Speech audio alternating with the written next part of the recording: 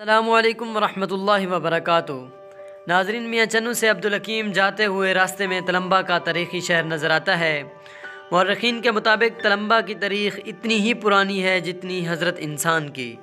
اسے قبل مسیح میں توحید کے متوالے بادشاہ پرہلاد کا پایا تخت ہونے کا بھی اعزاز حاصل ہے، اور ہندو مذہب کے ہیرو رام چندر جی رام لچھمن جی اور ان کی بیوی سیتا کی میزبانی کا بھی۔ بس تلمبہ کے قریب سے گزرتی ہے تو ایک نہایت پرشکوہ عمارت نظر آتی ہے۔ یہ ہے مولانا طارق جمیل صاحب کا مدرسہ حسنات، اور یہ عین اس جگہ واقع ہے جہاں 10-12 سال پہلے پاکستان کا سب سے بڑا اور قدیم بازار حسن تھا۔ اس خطے میں، جسے اسلامی جمہوریہ پاکستان کہتے ہیں، انگریز دور سے ہی 3 بڑے بازار حسن قائم تھے: لاہور، ملتان اور تلمبہ۔ کراچی کی لی مارکیٹ اور نیپر روڈ بہت بعد کی پیداوار ہیں۔ تلمبہ کا بازار حسن 1818 میں مہاراجہ رنجیت سنگھ نے قائم کیا، اور وسط پنجاب میں ہونے کی وجہ سے یہ مقبول، خاص و عام تھا۔ سینما تھیٹر اور ٹی وی کے دور سے پہلے یہاں کی رقاصائیں ملک کے کونے کونے میں اپنے فن کا جادو جگا کر تقریبات کا حسن دوبالا کرتی تھیں۔ پھر وقت بدلا اور رقص و موسیقی نے باقاعدہ انٹرٹینمنٹ انڈسٹری کا روپ اختیار کیا تو بازار بھی اس سے متاثر ہوئے۔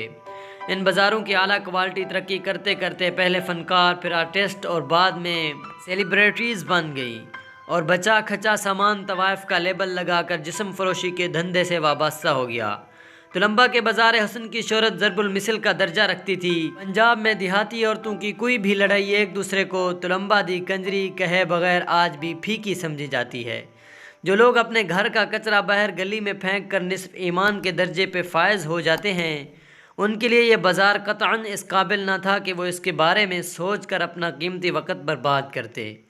پھر ہمارے ہاں تو گندی نالیوں کی صفائی کے لیے بھی عموماً کرسچین رکھے جاتے ہیں۔ ایک لوگ ایسی متعفن جگہوں سے منہ ڈھانک کر اور پائچے چڑھا کر گزرتے ہیں، اور بدخصلت صرف رات کے اندھیرے میں ادھر جھانکتے ہیں۔ طارق جمیل غالباً وہ پہلا شخص تھا جس نے دن کے اجالے میں اس تاریخ نگر کا رخ کیا۔ شروع میں مولانا کی یہ حرکت ان کے متعاقدین کو بھی ناگوار گزری۔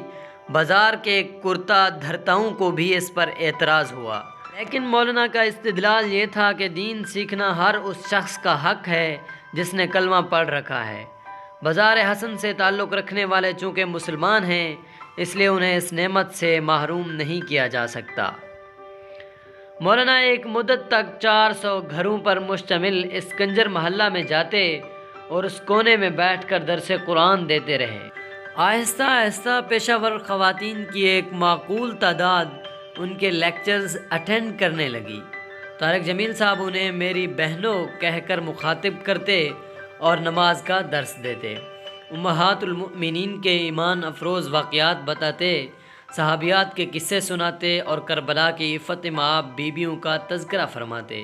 آخر ایک روز عورت نے کہا، مولانا تم روز ہمیں درس تو دینے آ جاتے ہو، لیکن ہمیں اس کا فائدہ کیا ہے؟ اگر ہم اس گندے کام سے توبہ بھی کر لیں تو کیا یہ معاشرہ ہمیں قبول کر لے گا؟ لوگ تو ہمیں دیکھ کر تھوکنا بھی گوارا نہیں کرتے، ہمیں اپنائے گا کون؟ مولانا طارق جمیل صاحب نے کہا کہ رب پر توکل کرو، وہ فرماتا ہے تم میری طرف چل کر آؤ، میں دوڑ کر آؤں گا، تم ایک بار چل کر تو دیکھو، باقی رب پر چھوڑ دو، تاکہ قیامت والے دن کوئی عذر تو ہو تمہارے پاس۔ پھر مولانا صاحب نے یہ بات مختلف حلقوں میں چلائی۔ اس کار خیر کے لیے ملک کے دور دراز علاقوں میں خفیہ و اعلانیہ مہم چلائی۔